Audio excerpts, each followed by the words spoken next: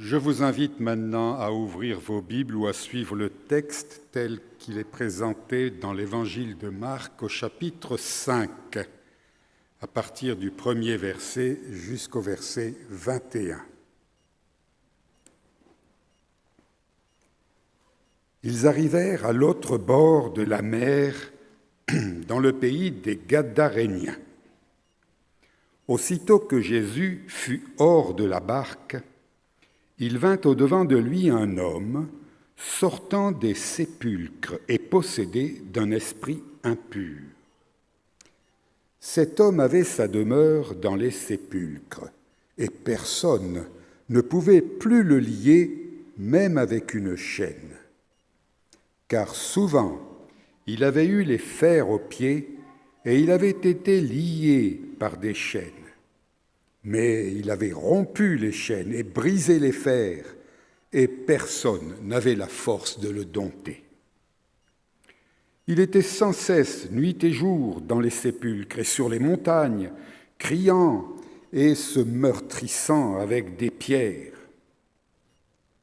Ayant vu Jésus de loin, il accourut, se prosterna devant lui et s'écria d'une voix forte : « Qu'y a-t-il entre moi et toi, Jésus, Fils de Dieu très haut ? Je t'en conjure au nom de Dieu, ne me tourmente pas. » Car Jésus lui disait : « Sors de cet homme, esprit impur. » Et il lui demanda : « Quel est ton nom ? » ?»« Légion est mon nom, lui répondit-il, car nous sommes plusieurs. Et il le priait instamment de ne pas les envoyer hors du pays. Il y avait là, vers la montagne, un grand troupeau de pourceaux qui paissaient. Et les démons le prièrent, disant : « Envoie-nous dans ces pourceaux, afin que nous entrions en eux. » Et il le leur permit. Et les esprits impurs sortirent, entrèrent dans les pourceaux, et le troupeau se précipita des pentes escarpées dans la mer. Il y en avait environ 2000, et ils se noyèrent dans la mer. Ceux qui les faisaient paître s'enfuirent et répandirent la nouvelle dans la ville et dans les campagnes. Les gens allaient voir ce qui était arrivé.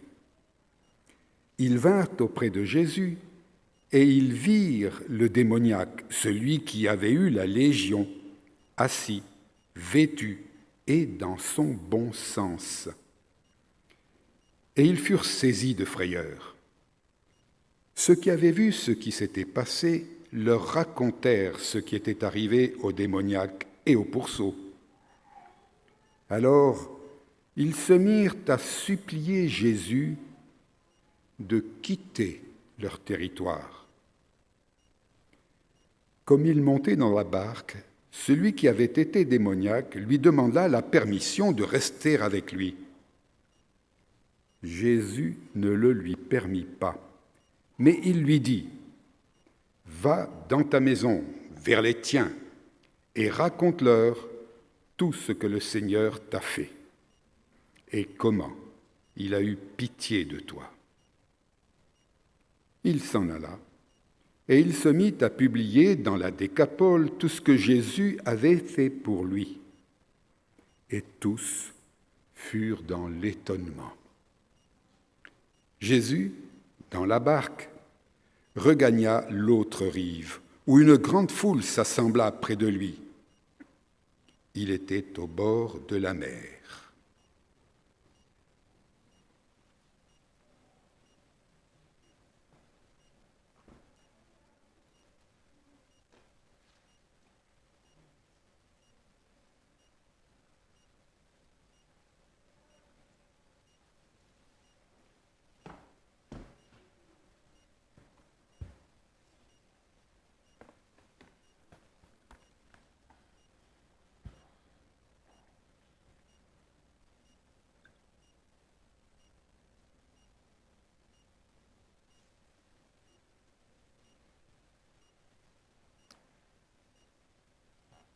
Nous avons ici une escapade de Jésus sur l'autre rive de la mer, une dangereuse traversée pour un séjour d'à peine quelques heures sur ce rivage étranger. Le temps juste de sauver un homme infesté par une légion de mauvais esprits. Jésus semble avoir fait cette traversée rien que pour cela, pour sauver, pour libérer cet homme. C'est lui qui a pris l'initiative de cette traversée. Au chapitre 4, chapitre précédent, le verset 35, le soir, Jésus leur dit, « Passons sur l'autre rive. » Survint alors une tempête terrible sur cette mer, tempête que Jésus va calmer. Alors tout est en place dans ce récit de la tempête apaisée pour évoquer le chaos primordial du premier paragraphe de la Bible dans la Genèse. Au commencement, Dieu créa le ciel et la terre. La terre était informe et vide. Il y avait des ténèbres à la surface de l'abîme, mais l'Esprit de Dieu planait au-dessus des eaux. Dieu dit que la lumière soit, et la lumière fut. Dans la Bible, chers frères et sœurs, la mer et ses vagues évoquent le chaos. Pourtant, l'eau d'une douce pluie, d'une rosée ou d'une source évoque, elle, la bénédiction de Dieu. Le geste de la création met donc l'eau à sa place. Il la domestique, la transforme, le chaos de mort en bénédiction. Parfois, certains gestes de la création sont à notre portée. Parfois, nous avons besoin d'un miracle de Dieu pour nous en sortir. Et c'est ce qu'évoque Jésus à la fin du récit quand il évoque les choses que Dieu fait pour nous par sa compassion et sa tendresse maternelle. Jésus traverse le chaos pour nous aider à mettre en ordre notre propre chaos. Ce récit place la libération de l'homme possédé par des légions dans ce contexte justement. Sur ce rivage, sur ce bord de notre chaos que Jésus risque, il risque sa vie pour nous aider. C'est un miracle de la création. Une mise ou une remise en place d'éléments chaotiques afin qu'ils soient source de vie et non de tourment pour cet homme de Gadara, et donc de nous, bien sûr. Jésus se tient sur la rive de notre chaos. Alors, quel courant d'eau met-il en place afin qu'il soit pour nous une bénédiction et non un tourment? Pour les trouver, nous allons scruter quelques éléments ambivalents de ce récit, les bons éléments devenus mauvais ou inversement. Je trouve dans ce texte 4 éléments qui peuvent être soit une brigade d'esprits néfastes, soit un puissant lieu de bénédiction, ce qui est évidemment préférable. Alors, premier élément, la communauté. Le texte a été écrit à une époque où l'Église commence à se mettre en place. Pourtant, chose curieuse dans ce contexte, les disciples sont présents avant et après ce récit, mais ils disparaissent complètement sur le rivage de Gadara. Donc le rôle des disciples a été uniquement d'obéir à cette demande de Jésus, de le transporter à la porte du monde de cet homme que Jésus va libérer. Il faut alors que les disciples disparaissent. Et quand l'homme est enfin en pleine forme, Jésus refuse de le voir intégrer la bande des disciples amassés autour de lui. La place de cet homme n'est pas dans l'Église, mais dans le monde, dans la vraie vie avec les siens, pour aider chacun à avancer grâce à Dieu. Ça m'a fait beaucoup réfléchir, chers frères et sœurs. L'Église a donc pour seul rôle de faciliter le contact direct de chacun avec son Dieu. Et Jésus explique à l'homme comment il peut participer à cette mise en contact en présentant Dieu comme nous faisons du bien. L'Église est alors à sa place, comme une barque amenant le Christ à chacun. Mais tout groupe peut arriver à avoir une emprise nocive sur les individus. Tout institution peut être infecté par quelques tyrans ou faire pression sur l'individu par des menaces. Alors là, le groupe peut devenir un esprit mauvais pour l'homme. Alors qu'il est à la juste place, le groupe est une bénédiction. Passer de l'un à l'autre n'est simple qu'en théorie, même pour le plus sage des hommes, car il y a là quelques centuries d'esprits mauvais assez redoutables. Jésus donc n'est pas contre le groupe, bien sûr. Par exemple, dans sa vie personnelle, il a été très libre et personnel, mais il s'appuyait aussi sur la communauté de ses disciples, en particulier ses amis les plus proches comme Pierre, Jacques, Jean. Sur Marthe aussi, il s'appuyait sur Marthe, Marie, Lazare. Mais il ne se laisse pas aliéner par d'autres. Et c'est ainsi qu'il s'est refusé quand Pierre le pousse à renoncer. Jésus sait se mettre à l'écart pour réfléchir seul et prier Dieu face à face. Ce récit remet donc l'Église et le groupe à sa place.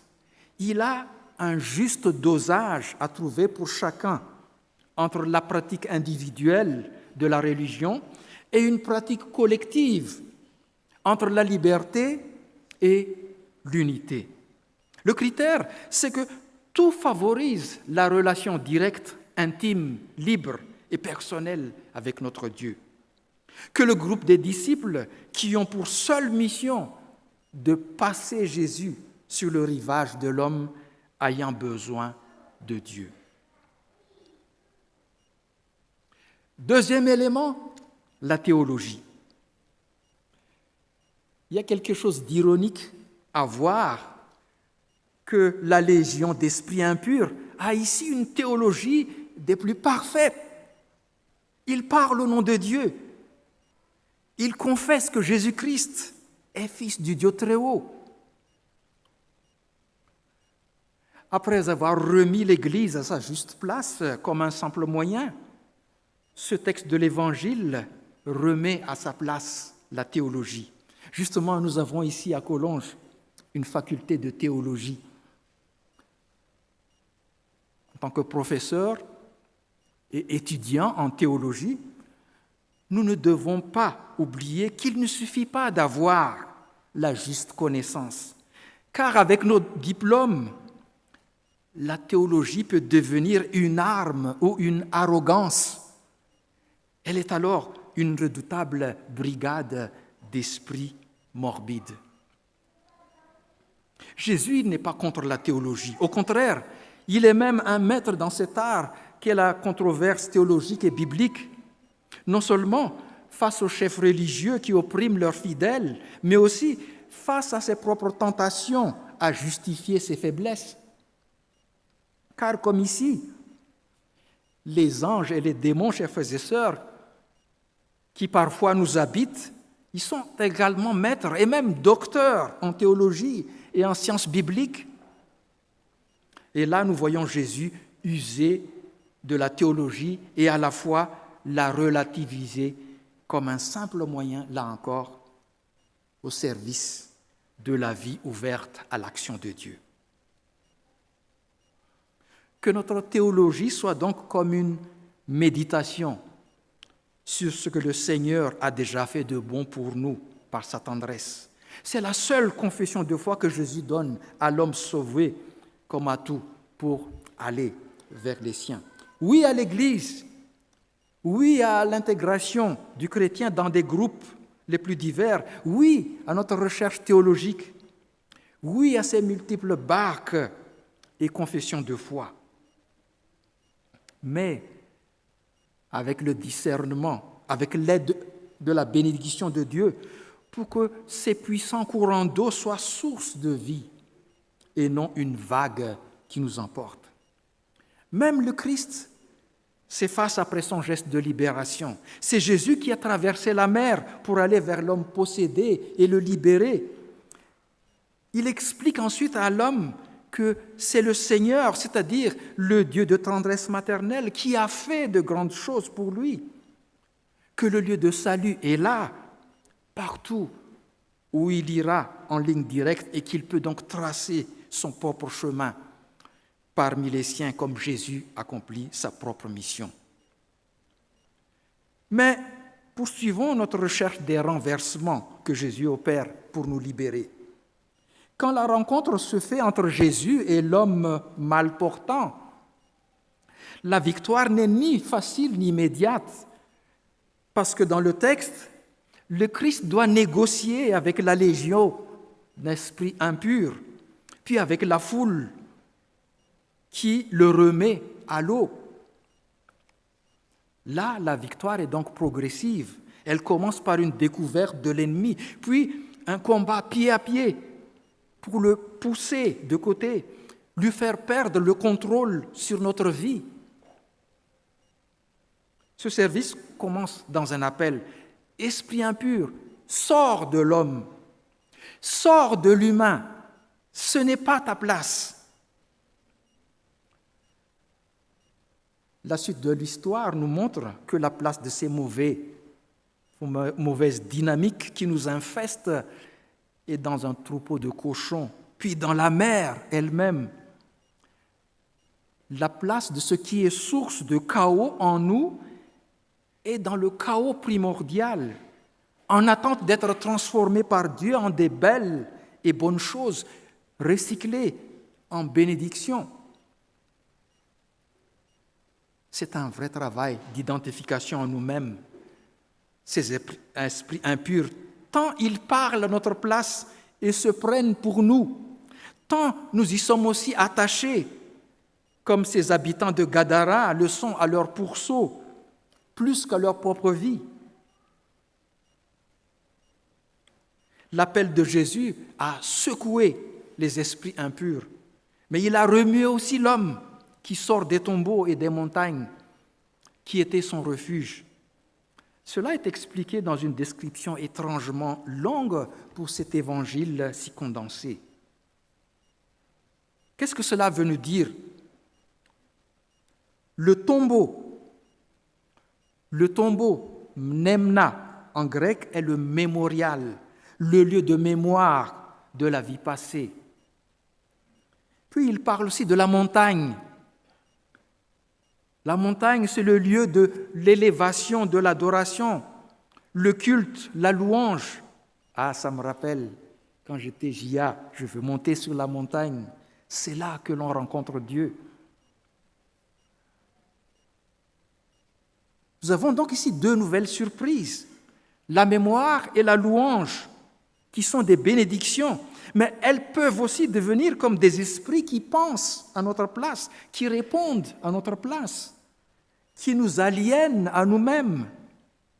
Et Jésus veut tout pour nous. Il veut la bénédiction de ces belles facultés et nous libérer de leurs dangers. Troisième élément, la mémoire. Jésus n'est pas contre la mémoire du passé, au contraire. La preuve en est dans ce récit lui-même. Quand l'homme est libéré de sa légion d'esprits mauvais, Jésus l'appelle à faire mémoire des miracles de Dieu pour lui, pour avancer là-dessus et aider aussi les autres à avancer. Mais sachez que la mémoire peut aussi nous enfermer dans le passé, et parfois dans un passé qui nous tourmente violemment. Jésus n'est pas contre la mémoire du passé pour inspirer d'une belle façon notre présent. Lui aussi, il s'inspire d'Abraham, de David, d'Ésaïe. Lui aussi fait mémoire de la Pâque. Et lors de son dernier repas avec ses disciples, il invite justement solennellement à faire mémoire de lui. Mais déjà, il leur avait parlé de la mémoire comme une des forces qui nous sont données pour avancer. Une autre fois, les disciples ne comprennent rien et Jésus les invite à se ressaisir en leur disant qu'ils ont tout pour s'en sortir comme des grands. « Êtes-vous encore sans intelligence ?» leur dit-il. « Et ne comprenez-vous pas? Avez-vous le cœur endurci? Ayant des yeux, comment ne voyez-vous pas? Ayant des oreilles, comment n'entendez-vous pas? Et n'avez-vous pas de mémoire? » La mémoire du passé est donc une bénédiction, chers frères et sœurs, un bon moyen d'être plus libre et responsable. Mais elle peut aussi être comme un esprit qui nous infeste, un tombeau qui nous enterre vivants. Et là encore, c'est un acte de création qui permet de passer de la mémoire qui est une infection à la mémoire qui est une bénédiction. Une mémoire qui ne soit plus rumination perpétuelle des traditions, de remords ou de rancœur, mais un point d'appui permettant de se lever et d'avancer. Enfin, un dernier élément, la louange. Bizarrement, même la prière de louange peut être une aliénation dont le Christ veut ici nous libérer. C'est ce qu'évoque la démarche de l'homme quand Jésus vient sur son rivage. Son appel fait descendre l'homme de la montagne où il était enfermé comme dans son tombeau. La montagne est pourtant connotée très positivement dans la Bible et dans les évangiles, bien sûr, puisque cela évoque l'adoration de Dieu. À de multiples reprises, Jésus se retire dans la montagne pour prier. Un jour, il prend même Pierre, Jacques, Jean, et il les conduit seuls à l'écart sur notre montagne pour un temps de prière avec lui. Donc, oui au culte, oui à la prière, à la méditation sur ce que Dieu est, oui à la louange de ce qu'il a fait pour nous par pure bonté, oui à tous les exercices spirituels que nous choisirons de nous donner. Mais comme toute bonne chose, il y a le risque de prendre le signe pour la réalité, le moyen pour le but. L'exercice spirituel est utile et bon quand il est une occasion que nous nous donnons de nous ouvrir à la bonté de Dieu et à quelque chose de spécial et d'inattendu venant de lui. Puis de redescendre de la montagne, même si nous aurions envie de rester dans cet émerveillement. Jésus, chers amis, ne veut pas nous extraire de ce monde, mais à le vivre avec Dieu. Dès que l'homme est libéré de sa légion de mauvais esprits, c'est vers les siens, vers sa communauté que Jésus l'envoie, équipé d'une réflexion théologique et d'une mémoire de ce qu'il vient de vivre comme bénédiction de Dieu et donc aussi de la louange. Il est maître alors dans l'usage de ces 4 bénédictions puissantes et donc aussi potentiellement dangereuses. Certes, Il reste à cet homme libéré des progrès à faire, car au verset 18, il a supplié pour qu'il reste avec Jésus. Non, le Seigneur l'envoie. Et ce matin, chers frères et sœurs, chers amis, le Seigneur envoie aussi chacun de nous. Va dans ta maison, auprès des tiens, et annonce-leur tout ce que le Seigneur t'a fait et comment il a eu compassion de toi. Amen.